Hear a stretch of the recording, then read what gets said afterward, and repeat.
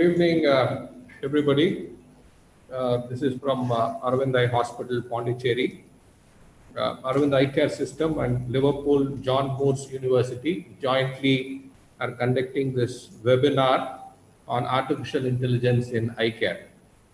So this is a kind of a basic webinar for people to understand the concepts of artificial intelligence, not only in eye care, but also in healthcare, so that the clinicians who are interested in artificial intelligence will learn a lot of concepts behind this and also prepare themselves to work with scientists who are already into artificial intelligence. So unless there is a collective work between the clinicians and the scientists, we may not have a very good data for artificial intelligence, which is very important. The more we have, the better the artificial intelligence is going to be. So today we are going to start with a very basic topics. We have two eminent speakers from Liverpool John Moores University.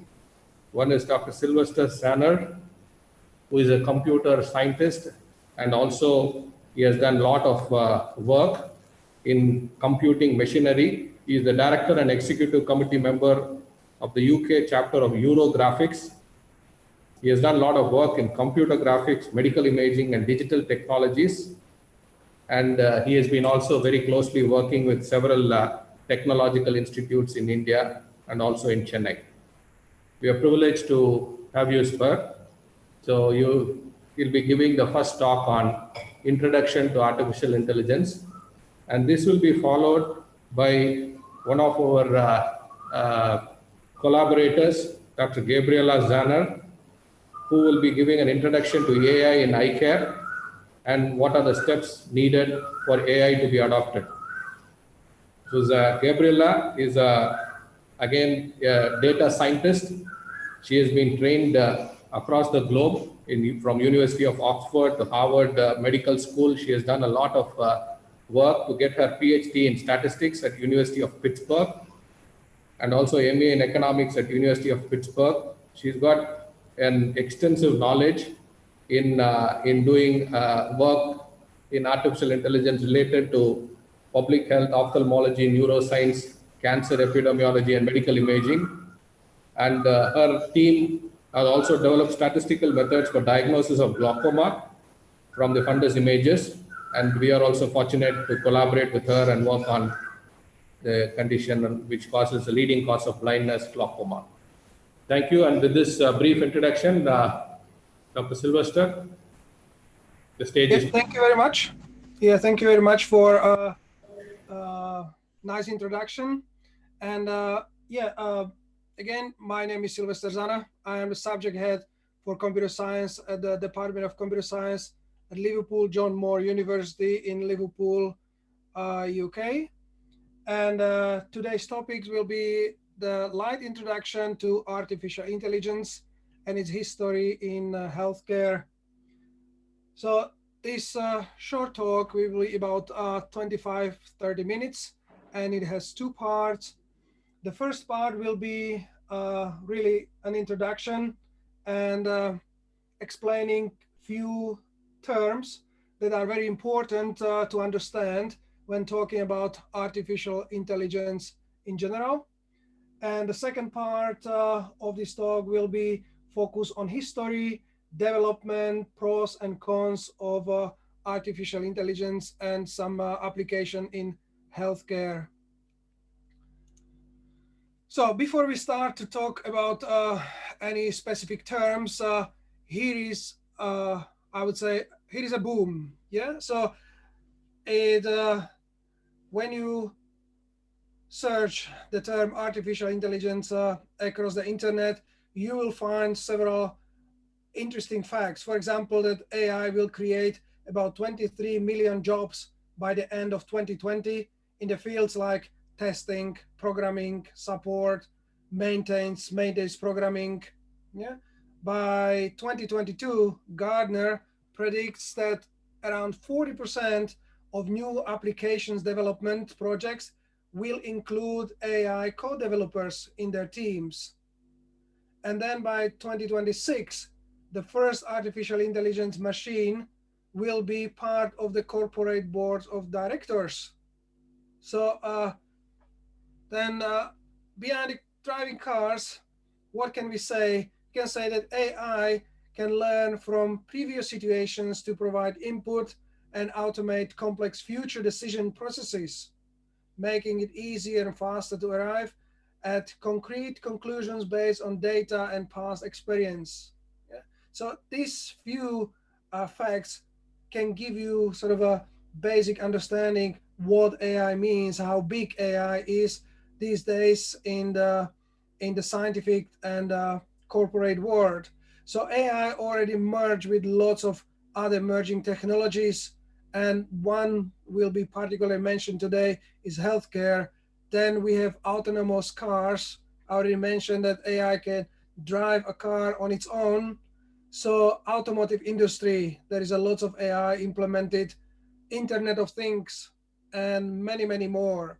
So let's introduce artificial intelligence. But before we start to talk about artificial intelligence, we have to think, or we have to talk a little bit about the natural intelligence. So what is a natural intelligence? There are many, many definitions. There are social definitions, there are technical definitions, there are medical definitions, and all the definitions are right. Just it depends from which point of view we're looking at the natural intelligence. So what is natural intelligence? It's it's something which responds to various maybe previously unexperienced situations in rather flexible manner. Yeah? Something which makes sense of ambiguous or erroneous messages, and something which draws distinctions between situations even though there may be many similarities between them. So there are many, many IQ tests. They say a person is intelligent. Yeah, but again, a person is intelligent when he or she can respond to situation, as I said, in to various maybe situations in a rational, flexible manner. So yeah, we can talk a lot about natural intelligence.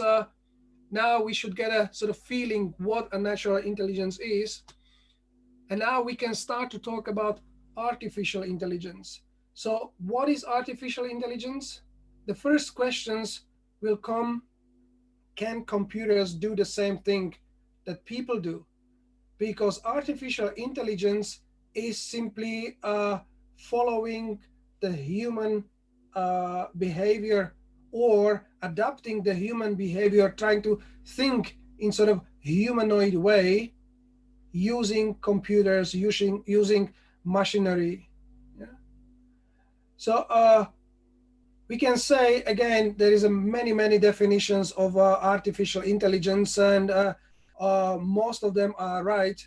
Again, the meaning of artificial intelligence is slightly different from different point of view, but we can say that AI, as we saying in short terms for artificial intelligence, AI is the study of human thought processes and moving toward problem solving in a symbolic and non-algorithmic way. So artificial intelligence is something that a computer will follow based on the human thought and behavior. Yeah. Artificial intelligence in general is a branch of computer science. So this is the reason why computer scientists are dealing most of the time with artificial intelligence. So it's a branch of computer science that attempts to solve problems by mimicking human thought processes using heuristics, symbolic, and non-algorithmic approaches in areas where people are better. Yeah? So again, artificial intelligence is something which can pretend to be a human, but using the computers, engineering, and machinery. So what was the evolution of artificial intelligence? Artificial intelligence as a part of computer science, as an academic discipline, is not new. It was founded in late 50s or I was mid 50s, and actually the term artificial intelligence was coined by John McCarthy, an American computer scientist, back in 1956 at the Dartmouth conference. And according John McCarthy, AI is anaconda the science and engineering of making intelligent machines, especially intelligent computer programs. Yeah. So at the beginning, it was artificial intelligence. So something about engineering of making intelligent machines and programs. And then later in 1980s, there was a subset of artificial intelligence called machine learning. Because why there was a machine learning? Because the power of computing started to grow, and the computers were able to make many more calculations in certain amount of time. So they start to learn. Okay, so machine learning, I will talk about this a little bit in more details. But for now, we can say machine learning is ability to learn without being explicitly programmed. So, and then starting in 2010, we are in the sort of newest era of artificial intelligence. We are in era of deep learning. And deep learning is about learning based on deep neural network, something very similar to I would say, human brain. Yeah, so mimicking, simulating of how human brains and neurons are working. So this is the deep learning.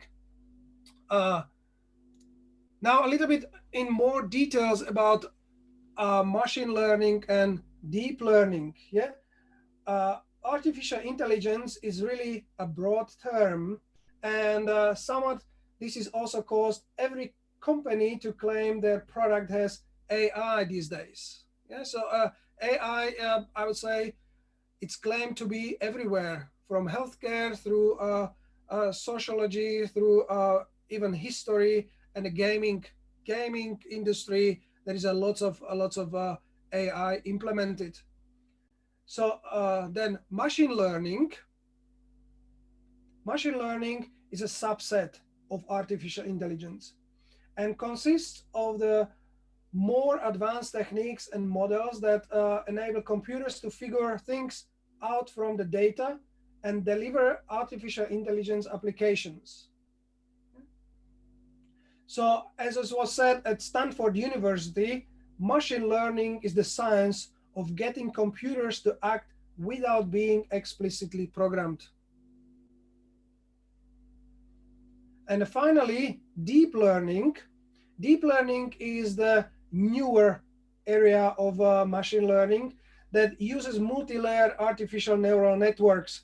Again, what does it mean, neural networks and the multi-layer neural networks? I'll explain a little bit later in some details.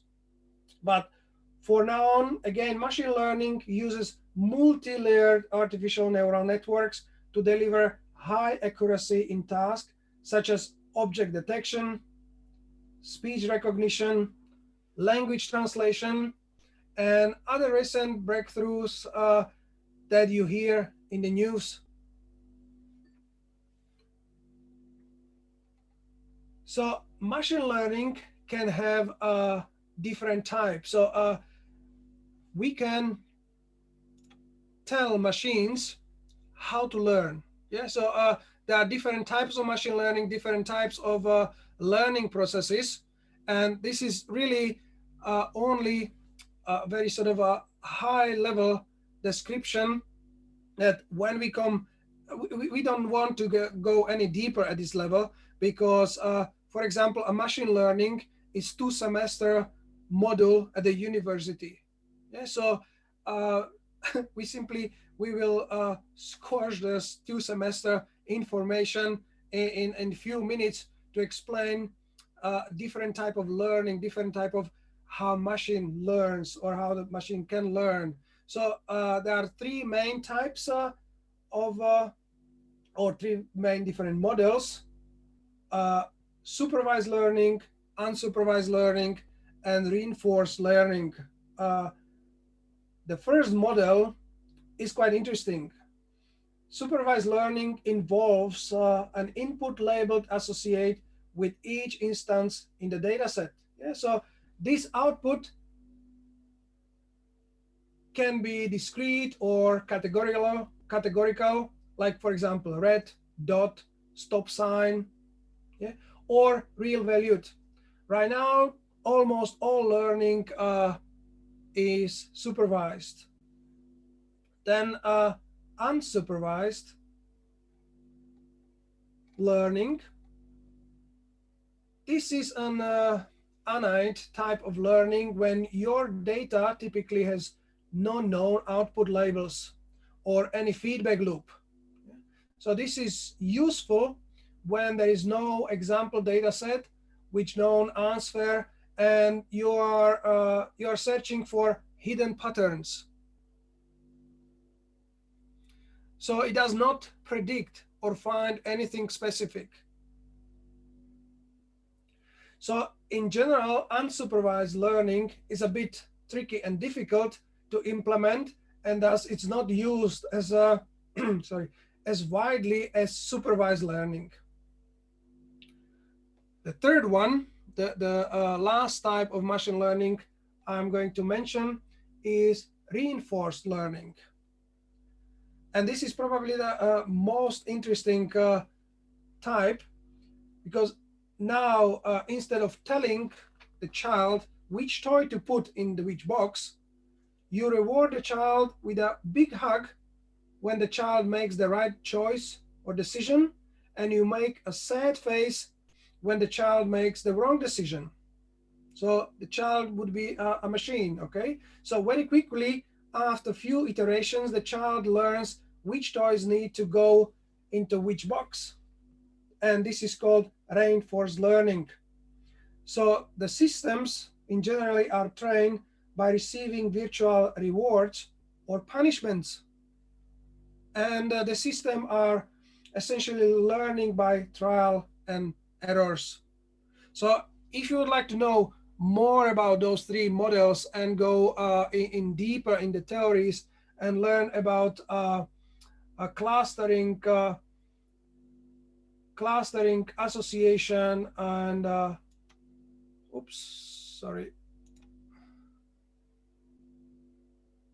clustering, association, and different type of techniques like linear or logistic regressions or decision trees, classification, and so on. There is a really nice link with a list of machine learning algorithms, and there are many books and publication on the with open access. Okay, so now there were those three types of machine learning. Now let's go a little bit deeper. What is the difference between machine learning and deep learning? As you can see in the sort of evaluation diagram, the deep learning was evolved from machine learning. So the machine learning, deep learning is also a method of statistical learning that extracts features or attributes from raw data sets. So the main point of difference is that deep learning does this by utilizing multi-layer artificial neural networks with many hidden layers stacked one after each other. Yeah.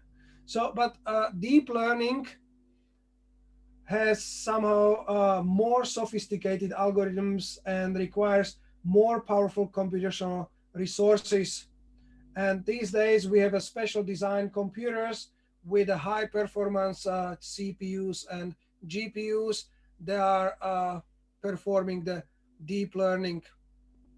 There are three main deep learning models with application convolutional neural networks, recurrent neural networks, and generative adversarial networks. And this is probably the end where I will go.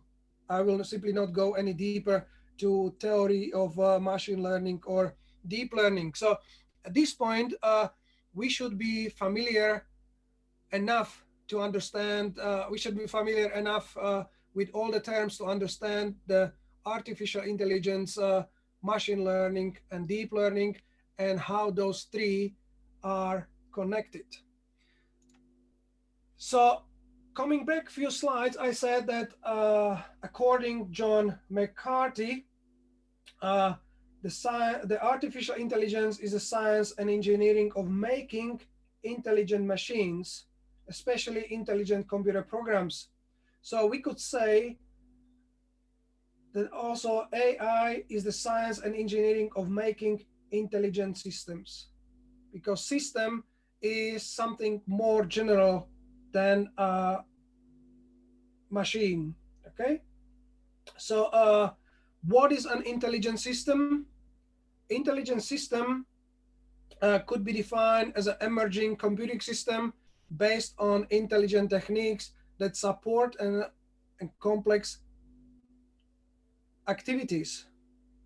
It is a system that incorporates intelligence into applications being handled by machines. So it performs search optimization along with learning capabilities and capacities. And we can also say that intelligent system is a system that can imitate, automate some intelligent behavior of human being. Like, for example, expert system, intelligent agents, knowledge-based systems. Those are all examples of intelligent systems.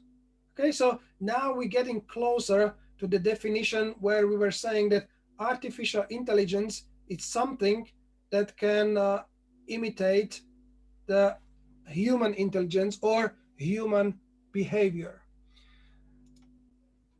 So few more basics terms, how we can get the knowledge, how we can teach the machines, how we can teach the system to being intelligent.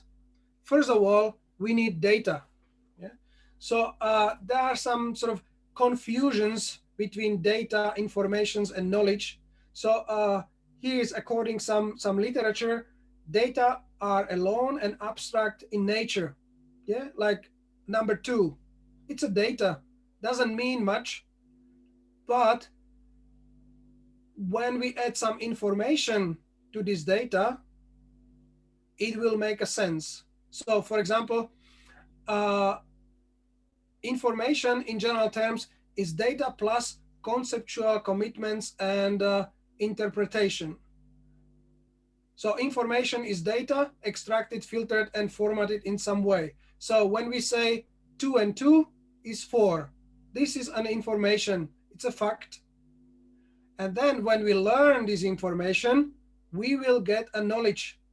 So we will learn some math. So we'll learn that 2 and 2 is 4. So we will get the knowledge. So knowledge is a subset of information. It is actually information we can call knowledge is information that has been subjected and passed validation tests. And then based on this knowledge, we can make decisions. We can create decision.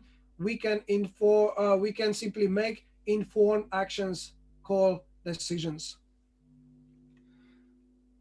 So now, starting the second part of this presentation, a little bit of our history of intelligent systems. The man who needs to be mentioned is Alan Turing. Yeah, Alan Turing in 1930s introduced the idea of the Turing machine. So what is a Turing machine? What was the idea? Turing machine is a mathematical model of a hypothetical computing machine which can use a predefined set of rules to determine a result from set of input variables. Okay? Very, very mathematical, and I would say computer science definition. But simply say Turing machine is a mathematical model. It's a hypothetical computing machine, which based on some input can produce some output. The same man, Alan Turing, in the 1950s, questions whether a computing machine could think. Yeah, and now we're starting to come closer to the term of artificial intelligence. So he introduced the Turing test as a way to evaluate whether machine was intelligent or not. So Turing test was comparing two people with different conditions, how they can read Chinese text without knowledge of any Mandarin, just having few rules and lots of translators around them. So if you are interested in Alan Turing, I would strongly recommend to read about Turing test. It's very interesting reading. So later on, he also introduced the idea of child machine. It's more like a machine learning these days. Yeah. So child machine, which was endowed with a basic learning mechanism and then learned to be intelligent over the course of time. Then later in 1960s, there was a good era of development of intelligent system. First of all, in 1962, Lisp language was introduced by McCarthy, and it is a programming language, especially used for artificial intelligence. It's not easy programming language, but it's so is the purpose. In 1964, Daniel Bobrow, a computer scientist, created a system called Student. And it was an early AI program written in Lisp language that solved algebra word problems. And this Student system is cited as an early milestone of AI natural language processing, which was a great milestone for that time. Later on, Joseph Weizenbaum, again computer scientist and professor, developed ELIZA. ELIZA was an interactive computer program that could functionally converse in English with a person. I would say it was a predecessor of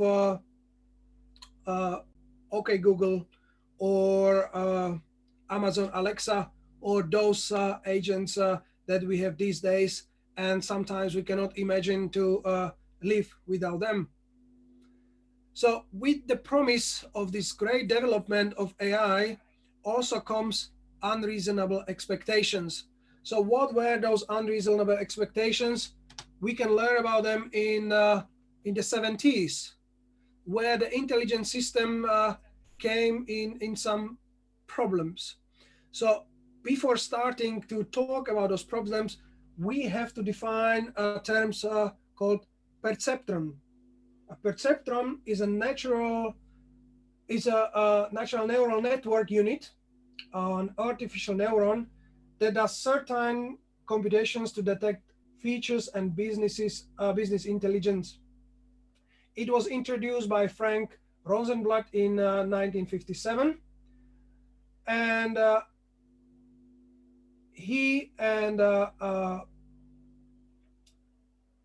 there was a book written in 1969 by Marvin Minsky and Seymour Papert called Perceptrons, An Introduction to Computational Geometry.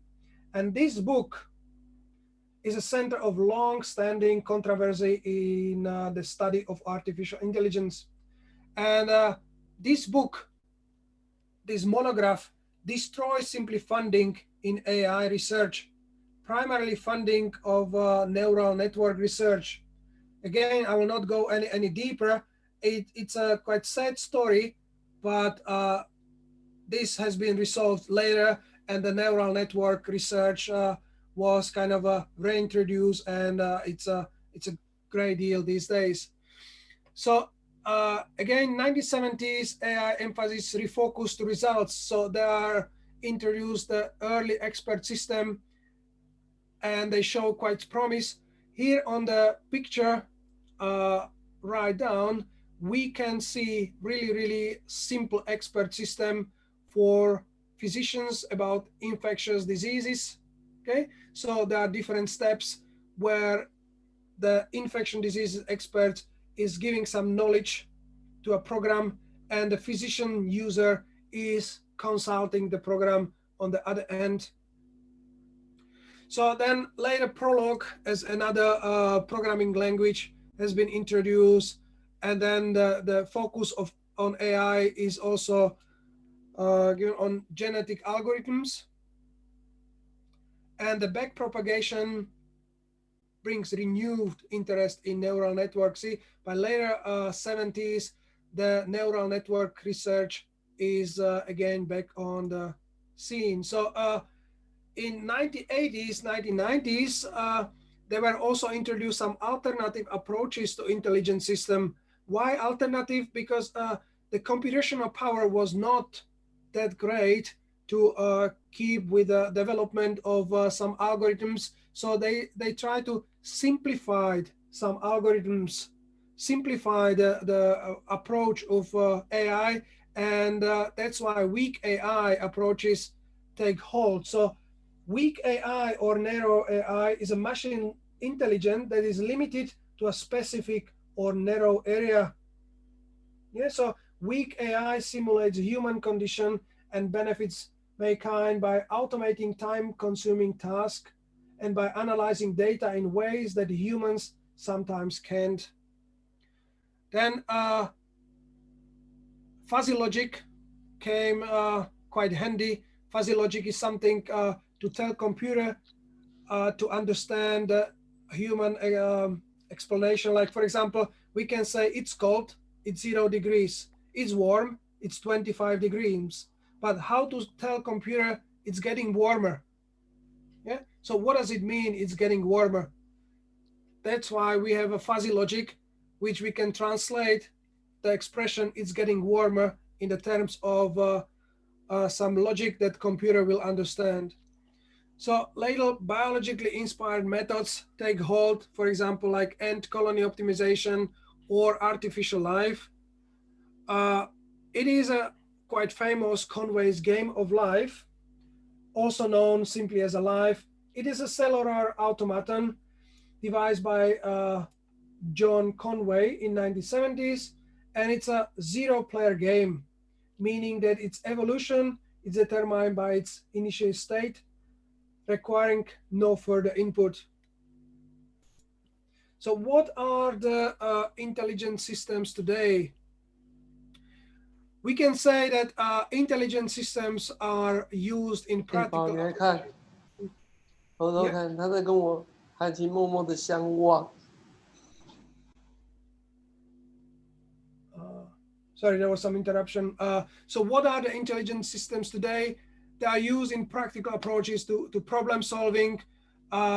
We can use the virtual assistant in drug development, for example, in clinical trials, like the subject, the investigator, and the sponsor. We can use the intelligent human-computer interface for driving and wheelchair in enhancing the quality of life of the person, which is really important these days. The intelligent systems are used as an ambient multi-agent system for healthcare monitoring of patients with chronic diseases. And also lately a big boom is in deep learning and medical imaging. So we're using more and more intelligent system in terms of machine learning, neural networks, and classification in medical imagery.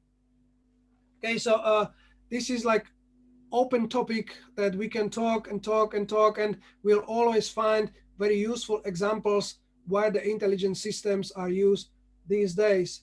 So at the end of this introductory talk, we can say it's kind of magic how everything works.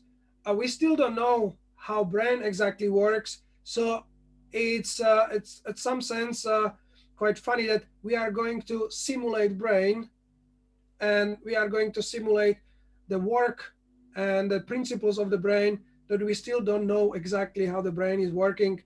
But on the other hand, we're trying and we're getting better. So thank you very much for your attention. And then I will give the presentation floor to Dr. Gabriela Czanner, and she will introduce her topic. So I'm going to stop sharing my screen. Thank you, Sylvester. I think we'll have the next talk, and then finally at the end we can have some questions from the panel and also from the delegates who are benefiting from this. Gabriela, we can start your talk. So if you have any questions, you can put it on question answer. We would take that at the end. With the panelists, you can note it down and you can even chat directly with the speakers. Yeah. Okay, can everybody hear me? And can you see the slides? Yes, Gabriela. Okay.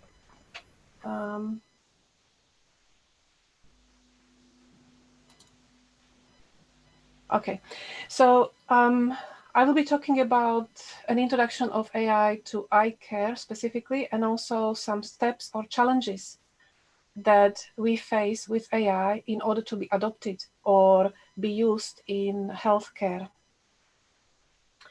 And I will start with motivation, which is we have lots of people worldwide with diabetes, for example. They need to be seen regularly because of potential of developing sight-threatening diabetic retinopathy. We also need to understand something about this disease. And we know that there is already a lot of research that has been done, and that is research like basic research, clinical trials, observational studies, data are recorded in health records. And at the same time, there is development of the imaging technologies. And this is leading to unprecedented revolution in data collection and complexity. And one of my colleagues calls it a tsunami of data. So what it really means is that when patient comes to a clinic, there is lots of data that the clinician needs to sort and make a sense of it in order to make a diagnosis and to decide whether the patient is to be treated or not. And really the main 4 key challenges of the data are the 4 V's: the variety of the data, the sheer volume of the data, the velocity or speed at which they are collected, but also veracity, or in other words, quality of the data. Is there a measurement error? Is part of the image missing, etc. So the work of those who are in ophthalmology, whether clinicians, graders, optometrists, or nurses, this is becoming challenging. There is aging population, and we need to look into a way how to bring AI to be our support rather than replacing the clinicians. AI can help. I will bring one example, and that is from the Google Brain Initiative. They developed deep learning, and what this deep learning algorithm does, it takes color fundus photograph of the retina, and with high degree accuracy, it tells whether the patient can be sent home, or the eye doesn't need treatment, or whether the eye needs to be referred, and meaning to be seen by a clinician. And in fact, this is a successful story because in April 2018, the FDA agency in the United States approved it as the first AI-based diagnostic tool for detecting diabetic retinopathy. Okay. And it is showing that it is able to streamline the process in the clinics.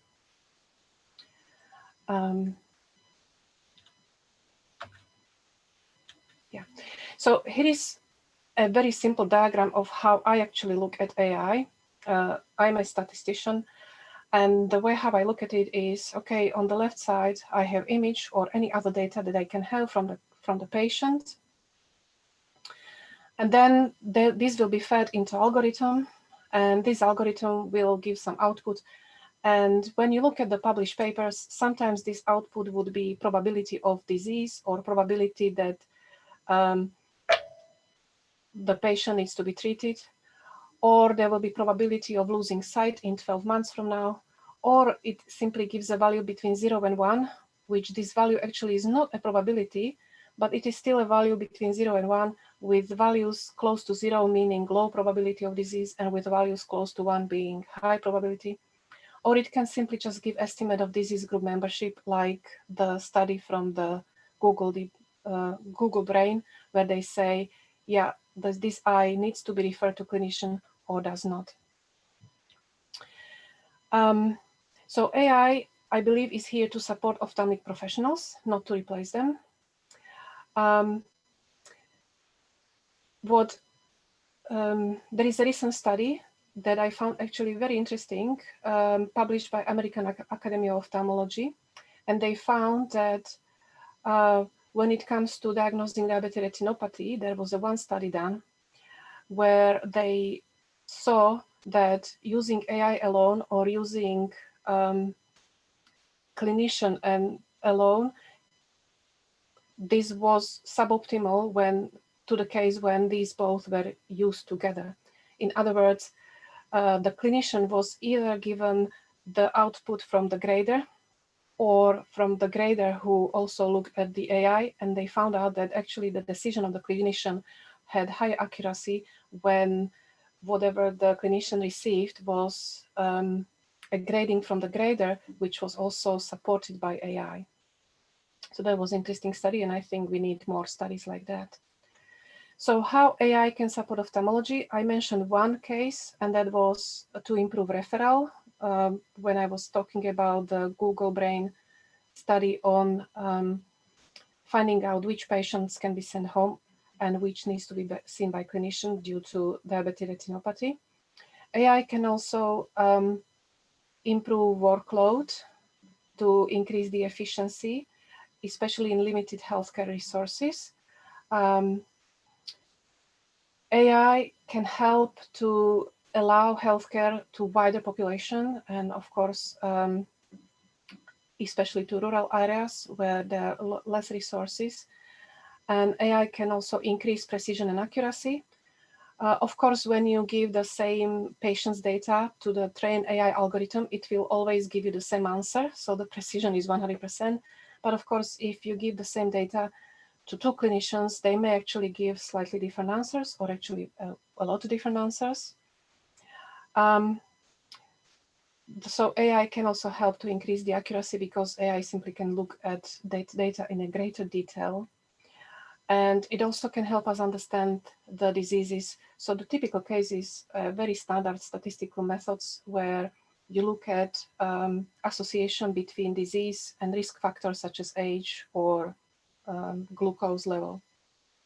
So those things are things where we are learning about the disease rather than just learning how to diagnose this. We also learn what the risk factors are. So that's what I mean by understanding. So this is these are AI algorithms. As Silvester mentioned, there was a certain process in the history. I will not mention this. I will just say that among these supervised algorithms, the simplest ones would be linear regression, as you know, or logistic regression. And then as you go lower in the slide, you see there are more and more complex algorithms. The simplest algorithm would be linear regression. So this is not ophthalmic algorithm, I apologize, and also it is extremely simple. You actually don't see it in the practice, but it helps to convey the principles. And that is, if you have a data like here of 26 people, each of these dots represent one person, weight and height. And so what you can do in order to predict height of somebody, you simply fit the line, which will be something like you train an algorithm, right? The algorithm trains, it figures out where the line is as defined by the intercept and the slope. And then when somebody tells you, okay, I have a person whose weight is 70, now you can predict the height. So using this extremely simple algorithm, you can find out not only what is the association between weight and height, you can also predict. And this statistical method is also part of the machine learning libraries of the methods. Another very simple, well, not that simple, but still simpler methods would be like the support vector machine, where the image that I'm showing at the bottom, imagine that at the x-axis there is one variable, and for example, like cholesterol level, and on the y-axis is, for example, HbA1c, and the full dots may be people who have disease, and the empty circles is each patient who does not have disease. And now you want to find out where is the boundary, so you can decide, so you can do automated decisions. And of course, here the boundary is not straight, it's curved. This is calculated by support vector machines. And this algorithm would then tell you where the boundary is. It will be very highly accurate, but of course it will not tell you what is the relationship between these two variables on X and Y axis. But it's okay, because it seems like this relationship is actually quite complicated. But that's the main difference between machine learning and the linear regression, is that in machine learning, typically we are just focusing on where is this decision boundary. So I'm aware of the time, so I went a bit faster on the first slides, but here I will stop a little bit because this is the main point of this section. And that is, what are the key challenges actually of delivering clinical impact with AI? Or in other words, what are the challenges that we need to overcome so that the developed AI algorithm can be now put into health system, into either clinics, optometrist level, or general practices, or even in a mobile, okay?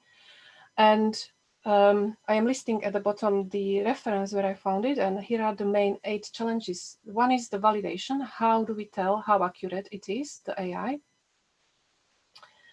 About this validation, we will be actually talking about in next webinars. So I will just summarize, I will just briefly mention it. The next challenge is challenge about machine learning science, and that is these machine learning algorithms, since they are able to work with intricately, highly dimensional, very complex data, they do require lots of data for training. It may be 10,000, 20,000, 60,000 data, which may not be such a problem these days. They are not inherently interpretable or explainable, meaning they don't tell you whether it was high blood pressure or HbA1c that led to the diagnosis. So extra work by machine learning community needs to be done to bring this interpretability and explainability. And that's actually something that is being done as we talk. And also there may be some difficulty comparing the algorithms because some of them may have like 100,000 parameters in it, okay? The other problem that I see is data sometimes shift, especially data in electronic health records. And what I mean by shift is that population changes, or the people who are collecting images, their training changes, okay? Or even the imaging technologies are changing. So how do we actually make sure that AI is capturing that and taking this into account? The other challenge is we need to make sure that whatever metrics we use to evaluate accuracy of AI, it actually reflects clinical applicability. Sometimes patients, they will not know what is area under the receiver operating characteristic curve, unless these patients are also researchers, okay? So, and very often it is not even sensitivity and specificity that they want to hear. It is actually the positive predictive value and negative predictive value. So what if AI tells me that I have diabetic retinopathy that needs to be treated, with what probability is AI correct, okay? Another challenge is algorithmic bias and susceptibility to adversarial attack or manipulation. So this is something that Silvester touched on. And that is something about if you have a training data set that has been used to build AI, and in this data set, there is a certain population of patients that is underrepresented, then maybe the algorithm may be prone to bias of underestimating the probability of disease in these patients or overestimating. So how do we actually go around that? And there is something that people are now studying, and that's called uncertainty of AI, which I will talk in next slides. Another challenge is logistical difficulties on how to implement AI systems into healthcare. So these are more straightforward questions about how they will affect the work of nurses, technicians, and doctors. And achieving robust regulation and rigorous quality control. That means we need to talk to the regulatory agencies. And the challenge number 8, human barriers to adoption. Patients and clinicians, they all feel differently as far as my experience is. Sometimes patients don't feel very happy just to get answer from a computer. However, they tell me if they actually can be explained why AI told them that they have treatable glaucoma, then they will be more happy about it or more confident about it. Or if AI tells them, actually, you are healthy, you can go home, you don't have glaucoma, they would want to know, if possible, from the algorithm to explain why algorithm decided like that. So what I have the next in slides is about uncertainty. We know that clinicians, sometimes they are uncertain when they do diagnosis, and there may be two reasons. One is disease or patient-related reason. Maybe the patient is very unique. Maybe there are lots of measurement errors, variability, like IOP can change over day. Or maybe there is a training-related uncertainty. Maybe the doctor is less trained and needs to talk to another doctor. So there's some research that happens recently over the last couple of years about should also artificial intelligence algorithm be able to explain how uncertain or certain they are. And in fact, yes, this is possible. And this is an intuitive explanation on this slide. So what you are looking at is patients who possibly don't have disease, they are blue dots, and those who have disease, they are in triangles, and then there is a boundary, okay? And you can imagine the boundary is more or less stable in the middle where there is lots of data. So this ellipse is the area in the space where AI is the most certain, where on x-axis you can imagine it can be cholesterol and on y-axis can be HbA1c again, very simple example. However, you can also imagine that there are other boundaries who seem to work also quite well, okay? And those areas outside of the ellipse, those are the areas where those purple lines are varying a lot. And that's, if patient falls there, AI should be able to tell, actually, I'm not certain. Okay, such as this patient who is denoted here as a star. Here, AI would be able to tell, well, he is most likely to be a triangle, meaning patient with a disease, but AI should also say, well, I'm not actually certain. And that should be the part of the output. And this is my last slide, where I'm just showing one work, impressive piece of work on how to use uncertainty to improve referral, by doing it by separating those patients up to 20%, in this case, for which AI was uncertain, and then only calculating sensitivity and specificity for which the algorithm was certain. And why I'm saying this and why I think this is important is because if we have AI that also is able to express uncertainty, then we suddenly have AI who is, or which is, able to mimic the thinking process of doctors. It's giving probability of disease, but it's also giving the certainty. So I will just say it is a kind of magic, but it is a magic that needs collaborative effort of clinicians, nurses, optometrists, and AI developers. Thank you.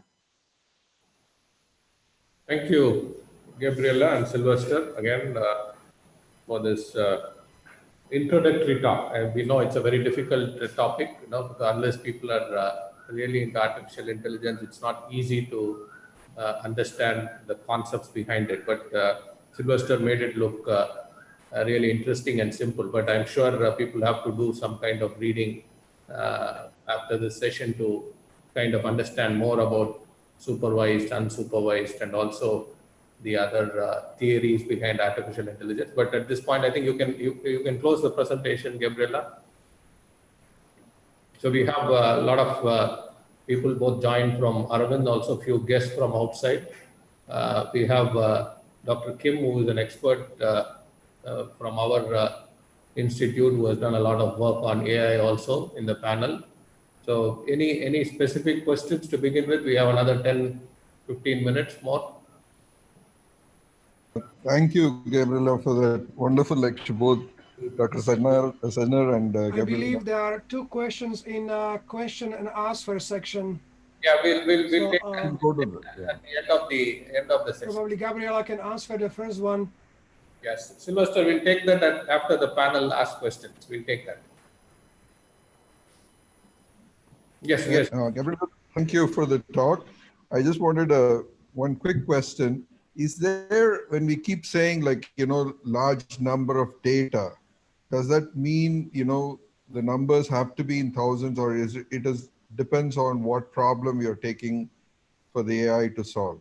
Because some of them needs hundreds and thousands of images. So is there some kind of numbers related to the problem?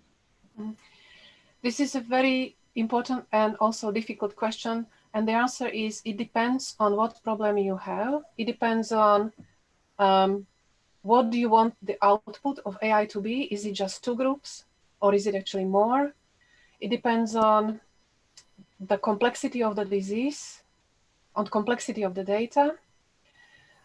If you have deep learning algorithm, what I heard, you need for each group around between 3,000 to 6,000 images or patients per group. Okay. As a minimum for deep learning. However, if you have some simpler algorithm, then you will need less. Okay, thank you. I'll pass it on to the other people who may want to ask many questions. So we have lots of questions waiting for you. So before somebody asks, there are a few questions here, Gabriela. I'll just, Dr. Vignesh wants to know, could you please specify which algorithm used is more accurate for DR at this point of time? Either Kim or Gabriela, anybody can answer this. Yeah.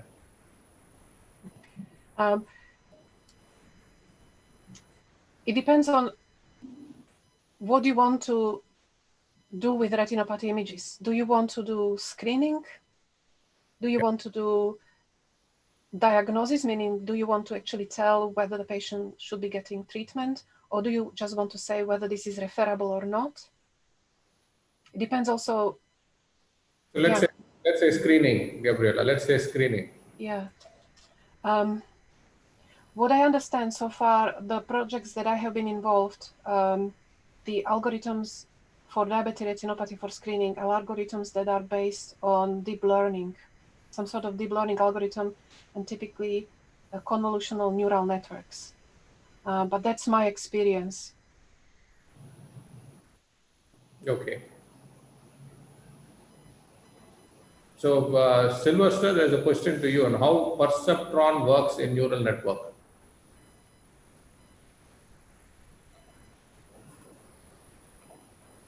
Silvester, are you there?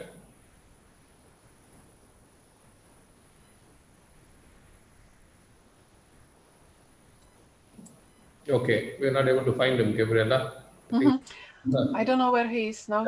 That's okay. Any other question from the we'll get him back. Any other question from the panelists? We have, I think, some people from Remedio also who have been doing some good work on artificial intelligence. Do you have any questions for Gabriela?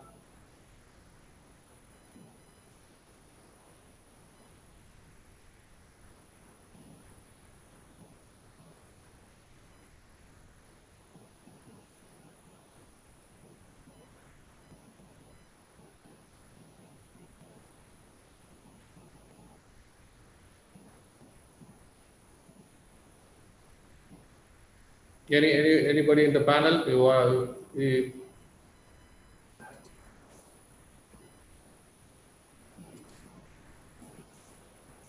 Venkatesh, there's a question on what do AI platform mean? That's a, yeah, you can answer that. That's a very basic question. Yeah. I mean, I think if you listen to Czanner's talk, it was quite informative on that. AI is just a broader term being used, and then the deep learning and machine learning, neural network. There are so many other terms which they had explained. I think it's a bigger topic to talk about, but AI is a broader term being used to convey how the machines are being trained to use or behave like the human intelligence. So it could come in many forms. It's not a single platform, but it could come in many forms. Gabriela, you have anything to add on that? No, the way how I feel the word AI platform is it's a set of tools, and the question is which of them is best to use and how. And it can be anything between a very simple statistical algorithm all the way to machine learning and deep learning. Gabriela, how will you approach this question to start AI? What are the major things to start the study in eye diseases? I think it's diabetic retinopathy is big, right? In artificial intelligence, followed by age-related macular degeneration, and then we have glaucoma coming up in big wave.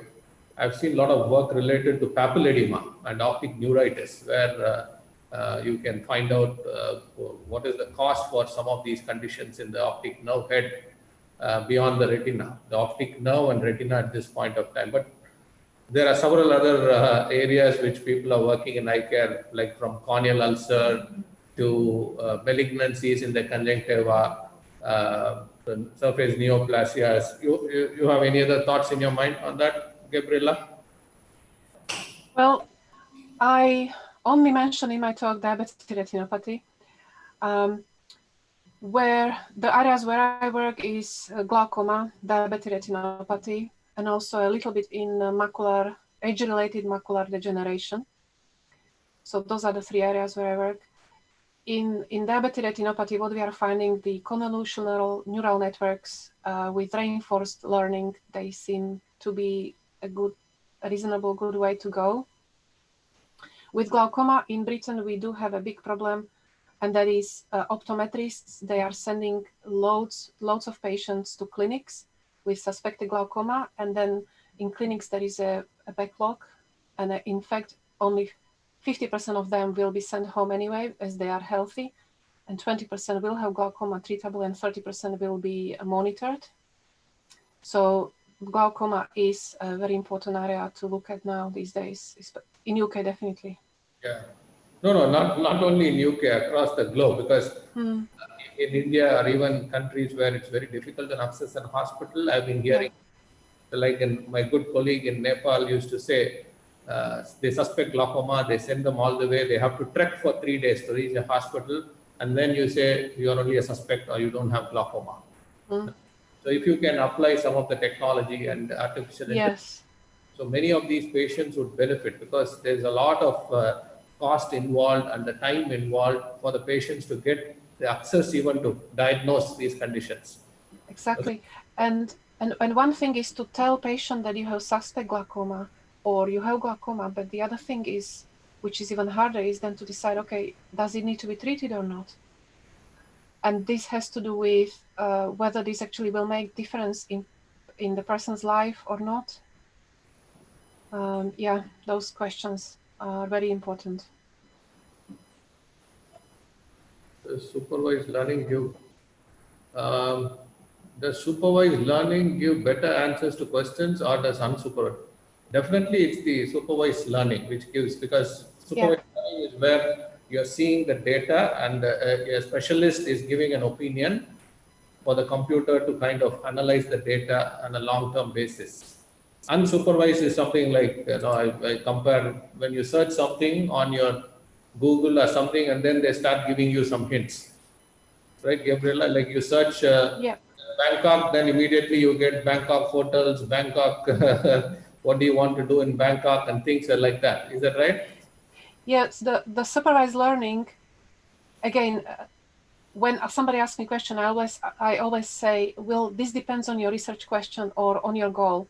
If your goal is to do diagnosis or screening or case detection, I will say you need to do supervised learning, where it is called supervised because in addition to images, you also, to each image, you give annotation. You say whether it is treatable glaucoma or not, or if it is suspect. So it is supervised because there is this extra information. And of course, this naturally means this will be the best if you want to do a case detection via AI. The unsupervised learning has its own utility too, but unsupervised learning, you only have the images, you don't have annotation. And it has a utility because you can explore the data to see whether there are any natural groupings, and you may actually come up with some new knowledge that nobody could think of, and it can be very useful. But it is sometimes a little bit like finding a needle in the haystack, although with AI you can do it, of course, much faster. Okay. So there's a quite interesting question, but it looks like it's very futuristic. Can there be a single stop diagnostic tool with this advanced technologies of AI where a screening can happen from the front of the eye to the back of the eye? No, like from starting from the front conjunctiva to the optic nerve. Yeah, that is a very futuristic question. Is it in the Q&A? Yes, it's in the Q&A, the last question. I think that will get built over time. So now at this point, I think now at this point of time, a lot of this works for posterior segment conditions. So where again there are a lot of suspects and there is a lot of non-availability of clinical team to diagnose some of these conditions. So technology and AI can assist it. But definitely, this question is very futuristic. But we may have something like this. Yeah. Yeah. If I can add the last question, to me, this is related to the adversarial images kind of problem and to the problem of AI being able to tell the certainty. So if you have a good color fundus drawing and a photograph, the AI should be able to tell whether it is uncertain about the good color fundus drawing. So I think with uncertainty, you should be able to tell the difference between the two images. Venkatesh, there's a question from Vishnu Teja. How can AI differentiate a fundus photograph and a good color fundus drawing when the same structures with similar dimensions are seen in both? How can the algorithm work there? Yeah, that's what I was referring to. My impression is, and my feeling so far is, if AI is able to tell uncertainty, AI should be able to have high certainty with color fundus photograph because that's the photograph that is in the training data. But if you show AI a good color fundus drawing, which has same structure but still looks different to human eye, AI should be giving a very low certainty.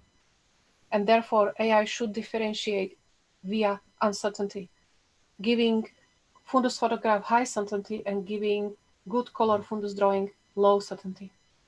Okay. But that's just my guess. That's something that people should be looking at. Oh, that's worth exploring. Mm-hmm. Yeah, people are actually exploring. If you have seen images of blueberry muffin and then Chihuahua dogs, AI wouldn't be able to tell because Chihuahua dogs have very big noses that look like blueberries. So there is some similarity, but also difference that can be seen by human eye. But AI should be giving high uncertainty to the blueberry muffin if it is to detect Chihuahua dog. Okay.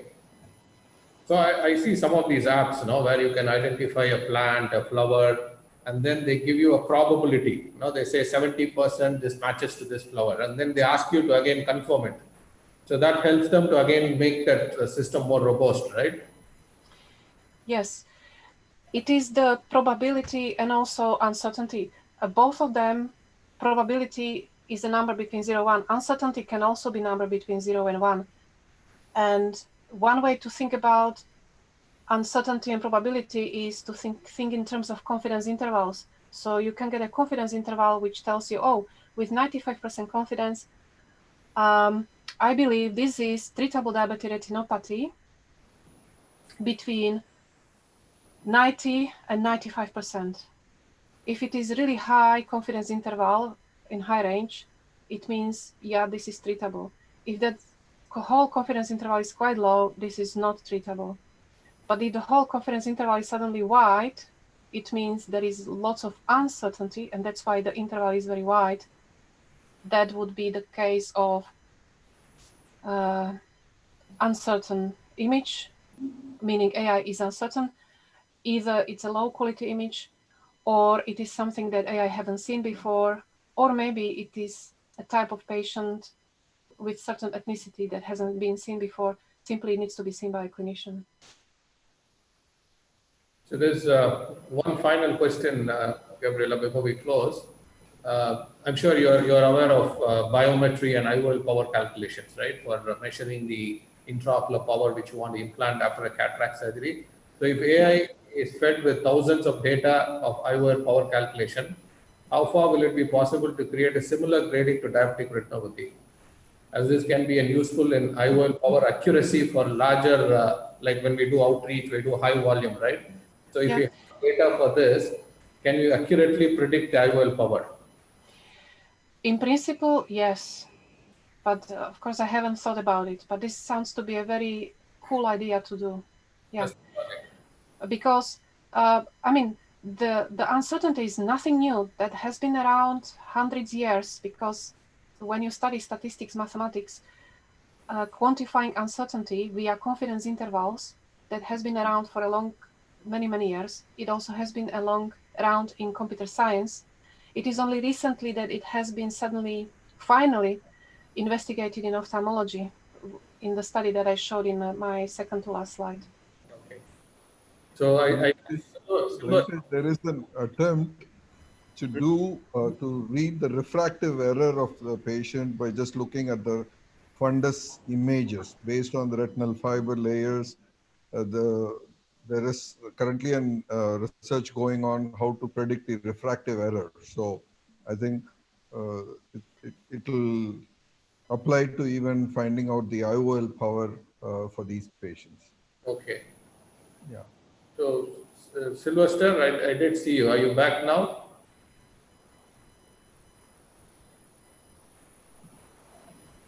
Okay. So I think thank you again, Gabriela and Silvester, for starting the AI webinar series. And I hope every one of you will join. We have another 3 sessions coming up in the month of July. Silvester, I see you. There's one question for you before we close. How Perceptron works in neural network? Say it again, please. How Perceptron works in neural network? Ooh. That's a big topic, right?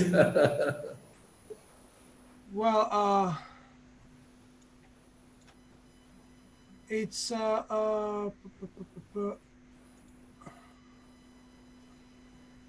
yeah. If you can give me a second, I want to show the slide. Okay.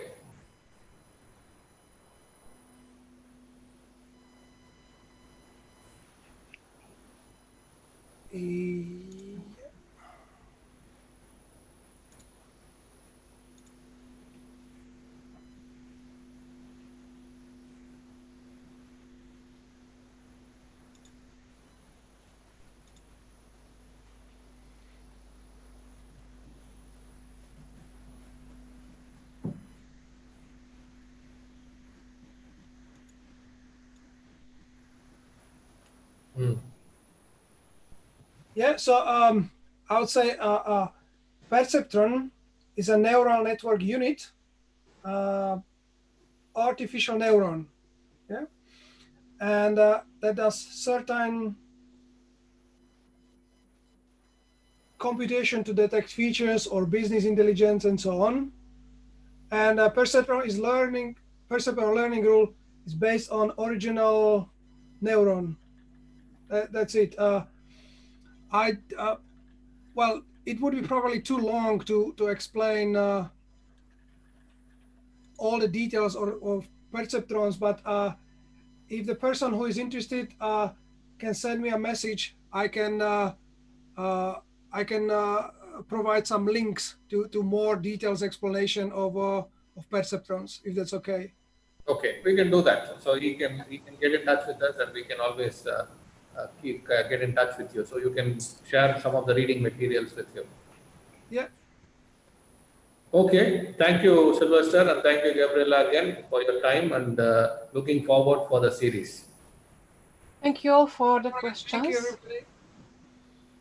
Yeah, Thank you very much for all the questions. That was very exciting. And yeah, hope you enjoyed it. Thank you. Thank you. Okay, bye.